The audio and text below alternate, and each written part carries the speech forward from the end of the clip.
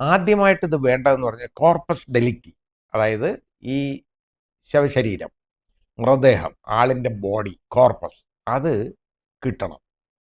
കിട്ടുക എന്ന് പറഞ്ഞാൽ അത് ചിലപ്പോൾ മുഴുവനായിട്ട് കിട്ടത്തൊന്നുമില്ല, പക്ഷെ അതിൻ്റെ ഏതെങ്കിലും ഭാഗങ്ങൾ കിട്ടിയാൽ മതി.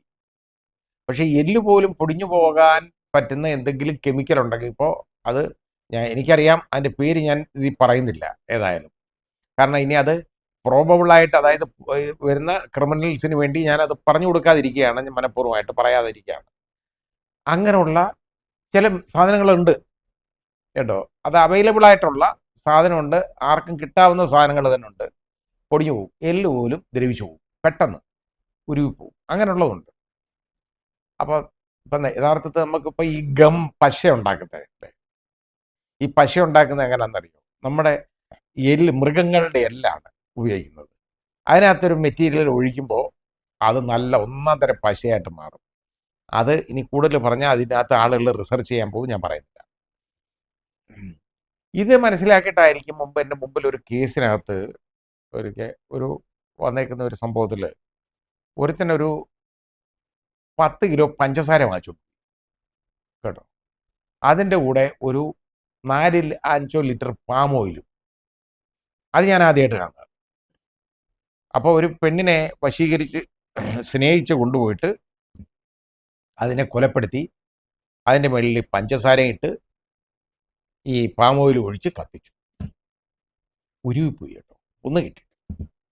അതൊരു നാടൻ ഇടപാടായി, എനിക്ക് ബാക്കി അതിനെക്കുറിച്ച് അറിഞ്ഞൂടാ. എന്തായാലും അങ്ങനെ സംഭവിച്ചതുകൊണ്ട് അതിനെ അറസ്റ്റ് ചെയ്യപ്പെട്ടു പ്രതി. അതിന് ഞാൻ ജാമ്യം കൊടുക്കാതെ ഇട്ടു. പിന്നെ കേസ് എന്തായെന്നുള്ളതിനെ കുറിച്ച് എനിക്ക് അറിഞ്ഞൂടാ. അത് തൃശ്ശൂർ ജില്ലയിലാണ്. എന്ന് പറഞ്ഞതുപോലെ ഈ ബോഡി പാർട്സ് എന്തെങ്കിലും കിട്ടിയില്ലെങ്കിൽ, ഇപ്പം മുടിയുണ്ടല്ലോ, അത് നല്ല കമ്മിറ്റഡ് ആയിട്ടുള്ള ഫോറൻസിക് എക്സ്പേർട്സ് ഉണ്ടെങ്കിൽ അവർക്ക് ഇത് വേർതിരിച്ചെടുക്കാൻ പറ്റും. അതിൻ്റെ ബയോളജിക്കൽ ഡിവിഷനിൽ ഇരിക്കുന്ന ആളുകൾക്ക്, ഫോറൻസിക് ലാബിൽ അവർ അത്രത്തോളം കമ്മിറ്റ്മെൻ്റ് ഉള്ളവരാണെങ്കിൽ എടുക്കാൻ പറ്റും. DNA അതിൽ നിന്ന് എടുക്കണമെങ്കിൽ യഥാർത്ഥത്തിൽ ഈ മുടിയുടെ മൂടുണ്ടല്ലോ, അപ്പം മുടി നമുക്ക് വെട്ടിയെടുത്ത DNA എളുപ്പമല്ല. ആ വെട്ടിയെടുത്ത DNA ആണെന്നുണ്ടെങ്കിൽ നമ്മൾ യഥാർത്ഥ മുടിയുമായിട്ട് അത് നോക്കി പരിശോധിച്ചാൽ അതിൻ്റെ ഫൈബറിൽ മൈക്രോസ്കോപ്പിക് എക്സാമിനേഷനുള്ള കണ്ടുപിടിക്കാൻ പറ്റും ഇത് ഒരു മുടി തന്നെ ആണോ അല്ലോ. നേരെ മറിച്ച് അത് ഈ DNA എടുക്കണമെന്നുണ്ടെങ്കിൽ ഈ മുടിയുടെ ചുവടുണ്ടല്ലോ, നമ്മൾ മുടി ഒന്ന് പിഴുതെടുത്താൽ ഉറപ്പായിട്ട് DNA എടുക്കാൻ പറ്റും. പിന്നെ ബോണിൻ്റെ ഏതെങ്കിലും പാർട്സ് ഉണ്ടെങ്കിൽ DNA എടുക്കാം. DNA എന്ന് പറഞ്ഞാൽ അതിൻ്റെ കമ്പാരിസണാണ്. അതായത് ഇപ്പോൾ ഈ മകനുണ്ട്, അത് കാരണം അത് കമ്പാരിസണിന് പറ്റും, DNA കമ്പാരിസണിന് പറ്റും, എടുക്കാം. ഇതേപോലുള്ള എന്തെങ്കിലും, അല്ലെങ്കിൽ ബാക്കി മാംസമൊന്നും കിട്ടത്തില്ല, ബ്ലഡ് കിട്ടത്തില്ല. ഇതൊക്കെ ആകുമ്പോൾ നമുക്ക് എടുക്കാവുന്ന കാര്യങ്ങൾ ഇതൊക്കെയാണ്. അതിൽ നിന്ന് DNA വേർതിരിച്ചെടുക്കാൻ പറ്റുന്ന ചില സാഹചര്യങ്ങളുണ്ട്. അങ്ങനെ എടുത്തു കഴിഞ്ഞാൽ ഇത് ഐഡൻറ്റിഫൈ ചെയ്യാൻ പറ്റും ഇന്നാരുടെ ബോഡിയാണ്, അല്ലെങ്കിൽ അത് ഐഡൻറ്റിഫൈ ചെയ്യാൻ ഒക്കത്തില്ല. ഡെഡ് ബോഡി ഇല്ല എന്ന് വന്നു കഴിഞ്ഞാൽ വളരെ ബുദ്ധിമുട്ടാണ്. കാരണം ഈ സ്ത്രീ പിന്നെ ജീവിച്ചിരുന്നിട്ടേ ഇല്ല എന്നുള്ളതിൻ്റെ തെളിവ് ശേഖരിക്കേണ്ടി വരും. കാരണം ഇതിപ്പോൾ ഇവർ ജീവിച്ചിരിപ്പുണ്ട് എന്ന് ചിലർ പറയും, ഞങ്ങൾക്ക് ഫോൺ വന്നു, അവളുണ്ട്, അവൾ മരിച്ചു പോയിട്ടൊന്നുമില്ല, എന്ന് കൊല്ലപ്പെട്ടിട്ടില്ല എന്ന് പറയും. ഇവർ ഒളിമറയത്തിരിക്കുകയാണ് എന്ന് ചിലപ്പോൾ പറഞ്ഞേക്കും. അപ്പോൾ ഇത് പോലീസുകാർ ഇവർ കൂടെ പോയി ഒളിച്ചോടി പോയെന്ന് പറയുന്ന ഇവരുടെ ഈ സുഹൃത്തിനെ ക്വസ്റ്റ്യൻ ചെയ്തതായിട്ട് പറയുന്നുണ്ട്. അത് നല്ലൊരു സാഹചര്യമാണ്. അയാൾ കൂടെ കണ്ടിട്ടില്ല, അയാൾ ഓടിപ്പോയിട്ടു, അയാളെ വന്നിട്ടുമില്ല, അയാളെ കണ്ടിട്ടുമില്ല, അയാൾ അന്ന് മുതൽ അവിടെ ജീവിച്ചിരിപ്പുണ്ട്, കുഴപ്പമില്ല, അതൊരു എവിഡൻസ് ആണ്, ഒരു സർക്കംസ്റ്റാൻസ് ആണ്. അയാൾ ഇവിടെ പോയിട്ടില്ല, ഭർത്താവിനോടൊപ്പം പോയി, ഒരു കാറിനകത്തായി അവർ പോയത് കാണാനില്ല. ഇപ്പോൾ വേറെ ആയുധം ഉപയോഗിച്ചു, ആയുധം കണ്ടെടുക്കണമെന്ന് പറഞ്ഞു. ആയുധം എന്നൊക്കെ പറയുന്നത് ഇവർ അഥവാ ചുരിദാറായിരുന്നെങ്കിൽ അതിൻ്റെ ഒരു ഷോളുണ്ടല്ലോ, അത് മാത്രം മതി ആയുധം. കാറിനകത്തിരുന്ന് അതങ്ങ് കഴുത്ത് മുറിക്കുക, കാര്യം തീർന്നു, ഒന്നുമില്ല. പിന്നെ അതിന് വേറെ ആയുധങ്ങളൊന്നും വേണ്ട. അതുകൊണ്ട് അത്ര വലിയ ഒരു ആയുധം ഒന്നും വേണമെന്നില്ല. ഈ കാറ്, ഇത് ഏത് കാറാണെന്ന് ഐഡൻറ്റിഫൈ ചെയ്യണം, ആ കാർ എവിടെ നിന്ന് എടുത്തെന്ന് ഐഡൻറ്റിഫൈ ചെയ്യണം, ഇതൊക്കെ വേണം.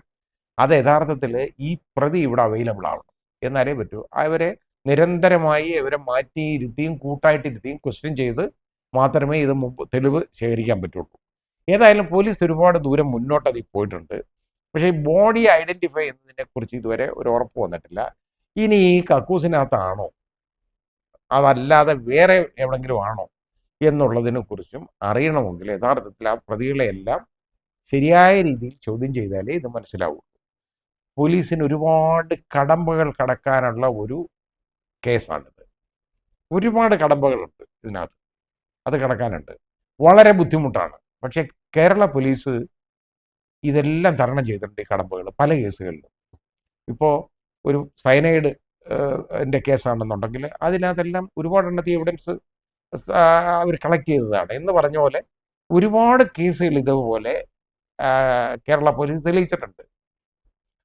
അത് അതേപോലെ ഉള്ള അത്രത്തോളം വെല്ലുവിളി നിറഞ്ഞതാണ് ഈ കേസ്. ഈ പോലീസിന് അത് തെളിയിക്കാൻ കഴിയട്ടെ. പോലീസിൻ്റെ കുറ്റാന്വേഷണ ചരിത്രത്തിൽ, കേരള പോലീസിൻ്റെ കുറ്റാന്വേഷണ ചരിത്രത്തിൽ ഒരു നാഴികക്കല്ലാറായിട്ട് മാറട്ടെ എന്ന് ഞാൻ ആശംസിക്കുകയാണ്. നന്നായിട്ട് നടക്കട്ടെ.